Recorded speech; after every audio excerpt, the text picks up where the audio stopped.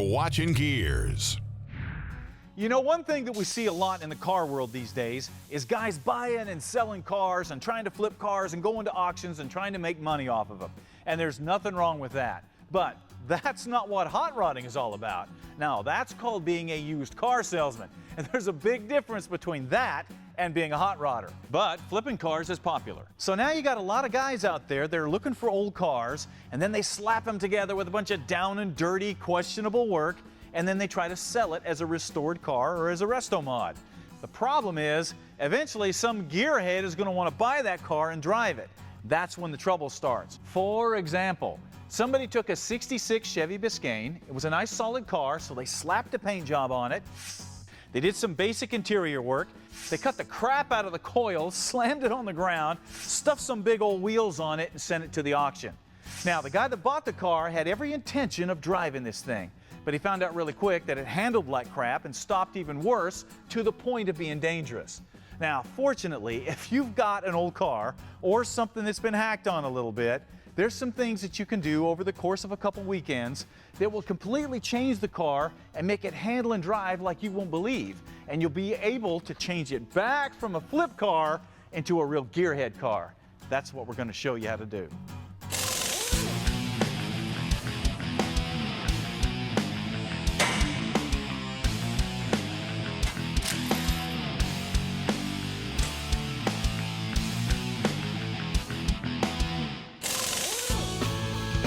Now, quick tip. Brought to you by E3 Spark Plugs. Born to burn. Now, one thing that you need to look at if you're buying a car at an auction or from one of those buy-sell flipper dudes is the lug nuts. Take a look at this. Notice that the lug stud only comes about halfway through the lug nut. That means there's only about 3 threads per nut that's holding this wheel in place. That's not enough. That will get you killed, especially if they drive the car hard, and that's very common for somebody to just slap a set of wheels on. What you're looking for are lug studs that come all the way through the nut. So if you've got a car, or if you're looking to buy one and the studs are too short, you got no choice but to press in longer studs, even if you're just going to sell the car, because you want it to be safe for the next guy that's going to own it. If you'd like to learn more tips to make your life easier and safer in the shop, check out the tips page on the website. Okay, with the car up in the air and the wheels off, we can get a good look at what those fancy wheels were hiding. An old original suspension and brakes, and whacked springs and twist-in spacers. Now, we could rebuild all of this, and that would be great if we wanted to drive around in a stock '66 Chevy. But we want to make this car handle. So we're going to replace all that with what's right behind you. This is a RideTech Level 2 complete coil-over suspension system designed to bolt right in place of the stock suspension on a big mid-60s Chevy. Now, as you can see, the front suspension consists of these big strong arms. These are tubular upper and lower control arms. They have rubber factory-style bushings already in place. You got new ball joints. These things are fully dressed, ready to go. Then for shocks, we're using these performance coil-over shocks that you can adjust your performance right here at the top. Then for the rear suspension, we have a new panhard bar, lower control arms, upper control arm, adjustable shocks, and new coil springs. Then we're going to add a sway bar to the rear and step up to this bigger muscle bar on the front. Now, like I said before, all of this is designed to bolt right in place of what's on the car. So obviously the first thing we need to do is get rid of all the old junk. So prepare to get dirty.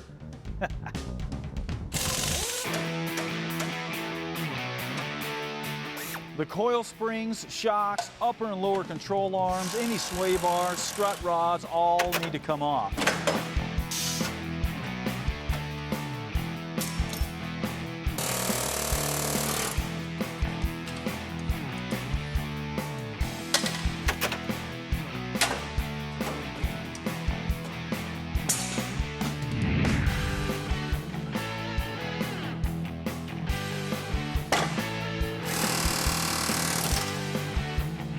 And as you're removing the stock suspension, keep an eye out for any rust or damage that may have happened over the years, because now is the time to fix it.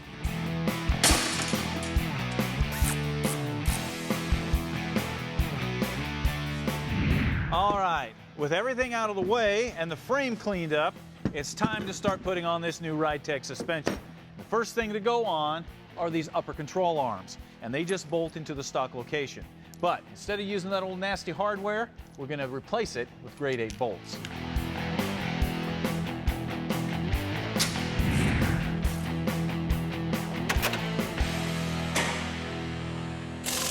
Next up, fitting the lower control arms. Now, as you can see, these are pretty unique because the strut is built right into the control arm, whereas the originals, this was two-piece.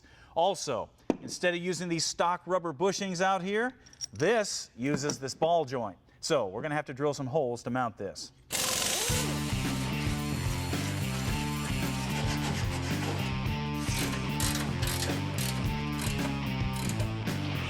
Okay, with that done, we are ready for a front sway bar. Now, even though this car didn't come with a sway bar, it was an option on it.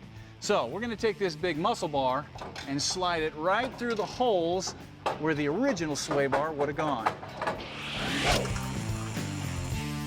Then mount the bushings to the frame. Next, we'll slide the new coilover shocks into position, followed by the lower control arm. Then finally, we'll bolt it all together. Another thing to remember while you're in here is to check your steering components, your brake lines, things like that. Because if they're worn out like those tie rod ends were, now is the time to replace them.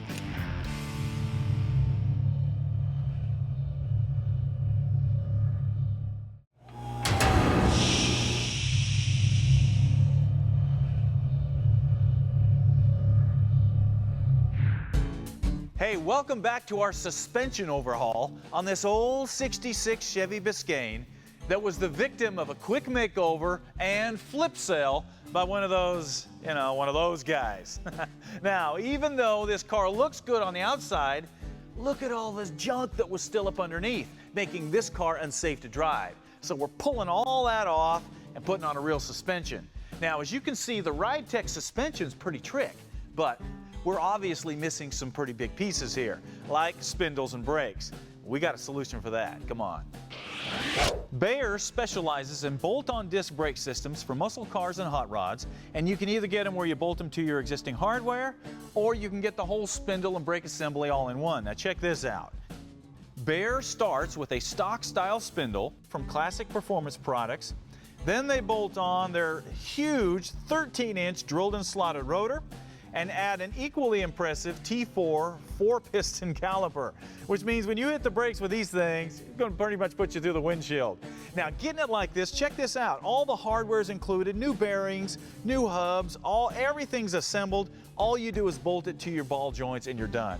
Now, for the rear, we're going to use a 12-inch drilled and slotted rotor that uses this internal emergency brake and a little smaller 4-piston calipers. Then, of course, we've got a new master cylinder, proportioning valve, hoses, hardware, everything we're going to need to put a real brake system on that car.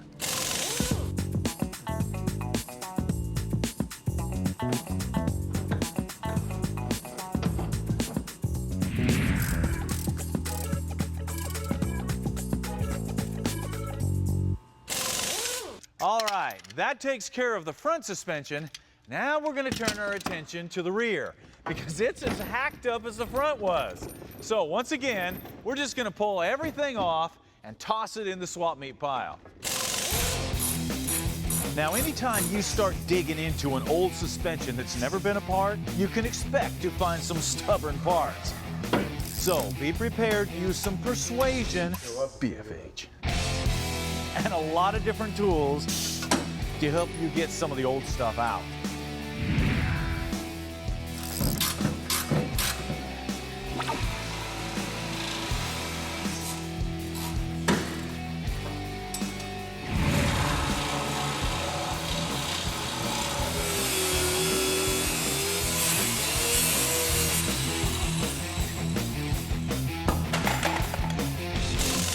Now, one casualty you can pretty much expect on a project like this is the exhaust system, at least the part that goes over the rear axle, because the chances of that fitting around all the new suspension components is pretty slim. and we need to be able to get in here and work anyway. So we're going to cut it off here in front of the mufflers, remove everything from their back, and then just redo it once we get the suspension in.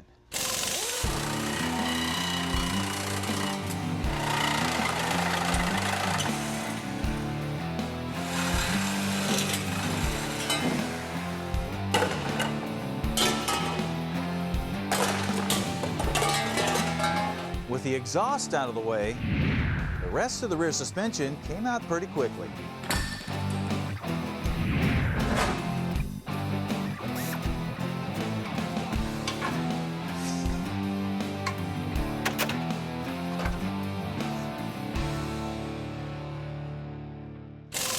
All right, finally got all this old stubborn junk out of the way.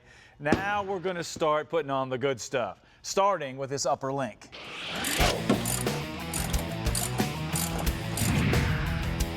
Next comes the lower strong arms.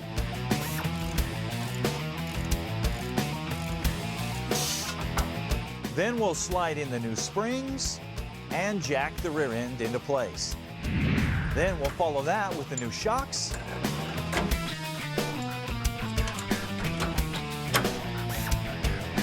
And finally, in goes the new Panhard bar.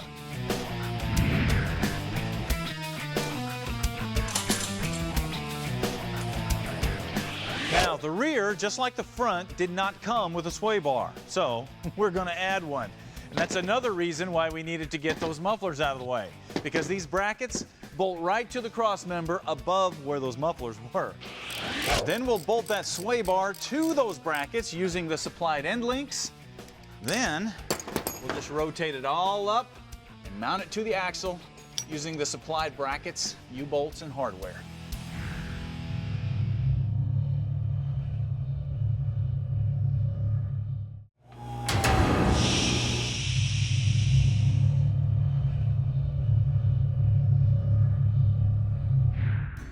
Hey, we're back and finishing up our suspension upgrades on this old Chevy that the owner bought at an auction. Now, as you can see by that pile on the floor, this thing still needed a lot to make it safe, reliable, and a true performer. But with this new suspension, this thing is going to be a blast to drive. Now, the only thing we're lacking are the rear brakes. And as we showed you before, Bear has a complete disc brake assembly that will bolt right to your axle. So all we got to do is slide the axles out and bolt it on. Now, if this was a Ford 9-inch rear end, we would just unbolt the axles and slide them out. But this is a C-clip rear end, which means you can't do that. Now, the question is, how do you tell if you have a C-clip style rear end? Well, you look on the flange right here for a hole in there, like there is on this Ford 9-inch axle. That hole is to allow you to get a socket in there and unbolt the axle. Without that hole, you've got a C-clip rear end. This is how to take the axles out. First, remove the differential cover and catch a whiff of 1966. Then loosen the bolt that holds the center pin in place and slide out the pin. Now just push in on the axle and the C-clip will drop out.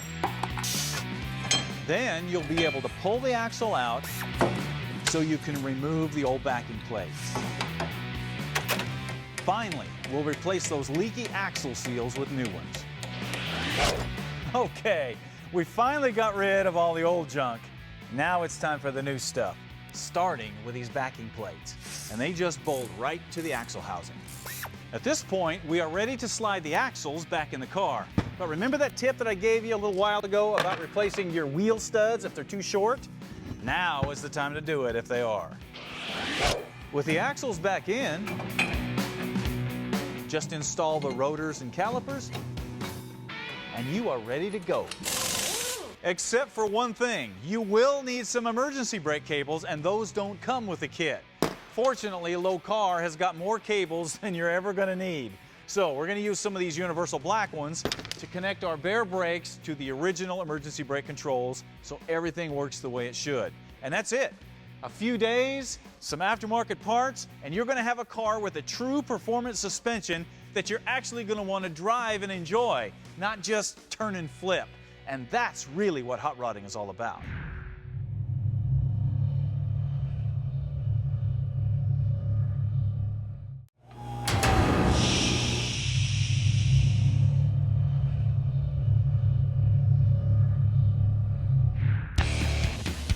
And now, Wiring Tech, brought to you by Painless Performance Products. American made, American proud.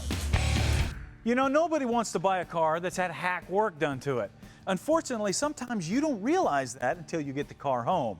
And one area that is particularly susceptible to hackers is the electrical system, especially on a car like this that was bought at an auction, because most auction guys put the car together to flip it and make money, not to do quality work. For example, take a look at this battery here.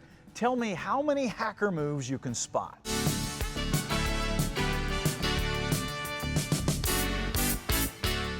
All right, time's up.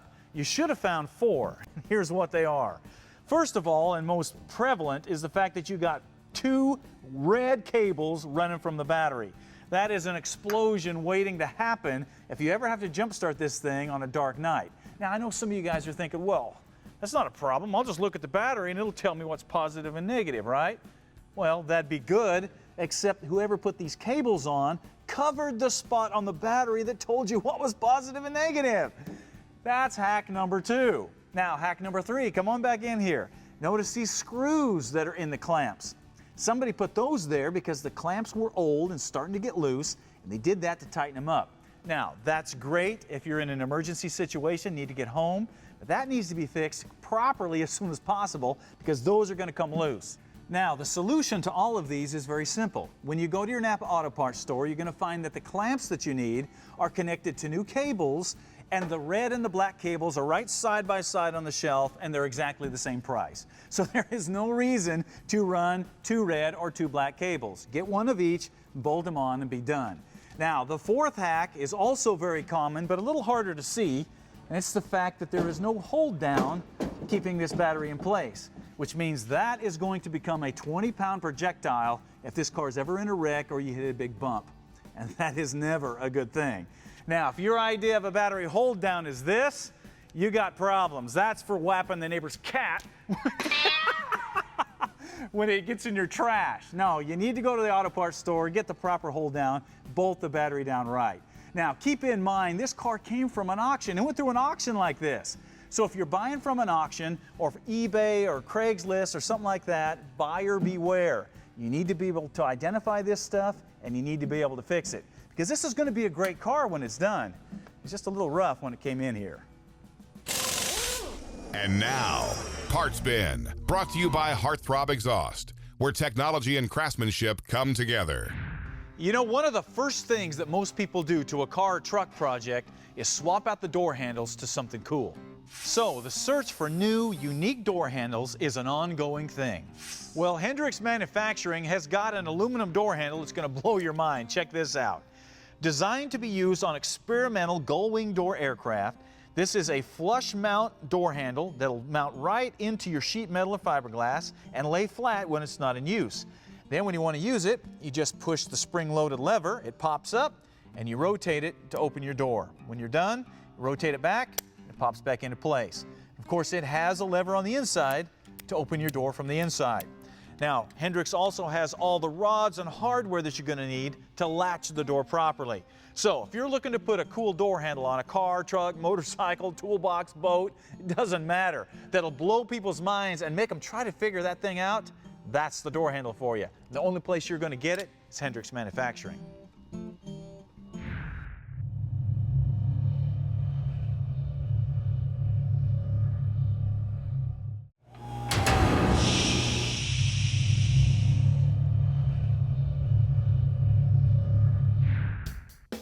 And now, what are you working on? Brought to you by Catskin. Tailor-made, custom fit, trusted choice. Today's What Are You Working On comes from Keith Merrifield from Splendora, Texas. And Keith has built a lot of things over the years. Built a lot of cars, trucks, all kinds of vehicles. But the thing he submitted today is, check it out, a 2001 Dodge Ram diesel truck. Now, this is Keith's daily driver. He said he's been driving it for a long time. He's got over 300,000 miles on it. And over the years, he's put on the K&N filters and MagnaFlow exhaust and all the goodies. And he was getting 24 miles to the gallon, and he was happy.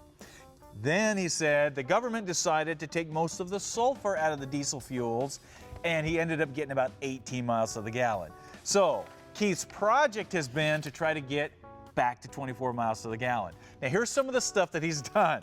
He added a devil's own methanol injection. He said he sprayed his way back to 21 miles to the gallon. He's still searching for that magic 24. So he swapped out the super chips and he swapped out the K&N. He put on a bunch of bank stuff. And now he says that he's maintaining 21 miles to the gallon without hitting the methanol injection. But he said now he's got another problem. Now when he hits the gas pedal, he smokes the tires.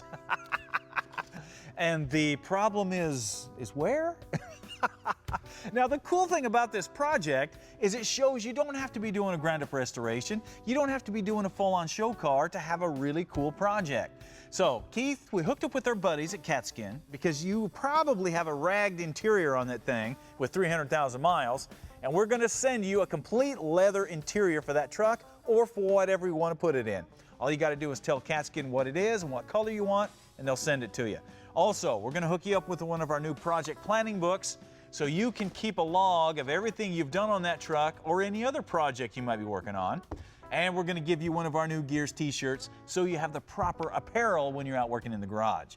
Now, the rest of you guys, if you want to get in on this, get your project featured on the show, you got to go to the website, go to Gearz Nation, and submit your profile of your project. We pull everything that we feature on what you're working on and on the road right off of Gearz Nation. Also, don't forget to check us out on Facebook, Twitter, Instagram, all that social media. We always have cool stuff going on there too. All right, it's time for you to get out there, start working on something. We'll see you next time.